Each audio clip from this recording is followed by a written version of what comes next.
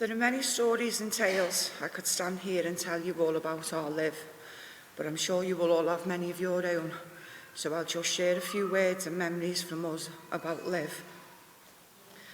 On Thursday, 13th of June 2013, weighing just £4 2 ounces, my beautiful baby girl Olivia was born. She was 6 weeks early and spent 9 days in the special baby unit. She was so small, yet even as a newborn she had her own mind and was not waiting until her due date because she knew she had to go and meet her Auntie Charlene before she gained her angel wings. As Olivia grew, we quickly realised she was very independent. Even as a toddler, she would want to do things for herself with no fear. She would choose her own clothes even if they didn't match. Although she loved sparkle and glitz, she would never go overboard. She was very particular, even down to her socks. They couldn't be too high or too low. They needed to sit just perfect. Olivia was very chatty and bubbly and would talk for England to the point we thought she had Duracell batteries hidden inside her somewhere. Anyone's house she went to, she was comfortable enough to kick her shoes off and make herself comfortable. But her priorities was to always ask where the makeup was, especially at Auntie Tony's, as she was spoilt for choice with 6 girls living there. Olivia loved to sing and dance.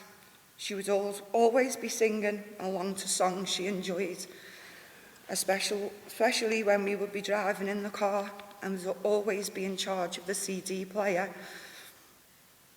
Olivia also had a great imagination.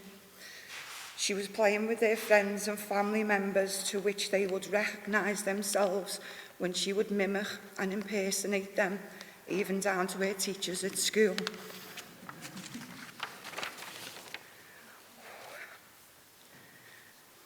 Olivia knew exactly how to wrap people around her little finger to get what she wanted, especially her brother Ryan and sister Chloe.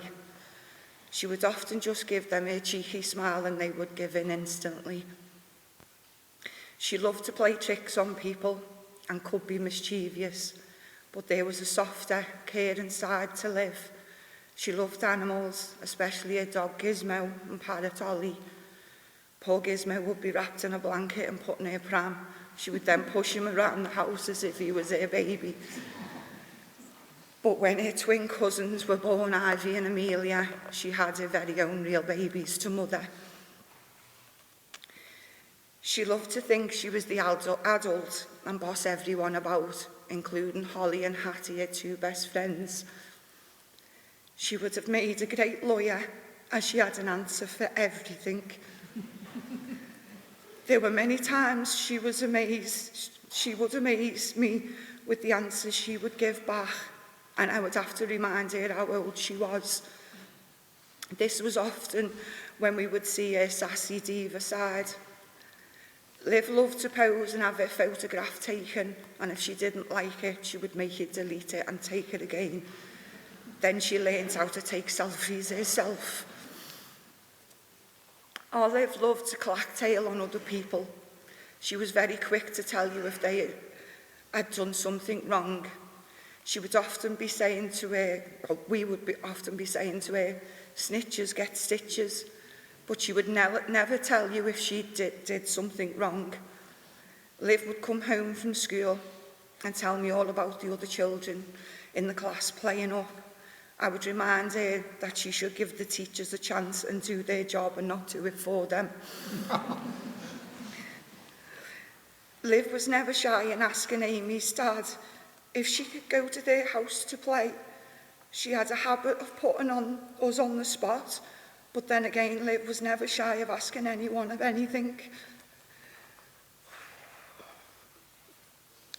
Liv touched so many people's hearts and was loved and adored by everyone.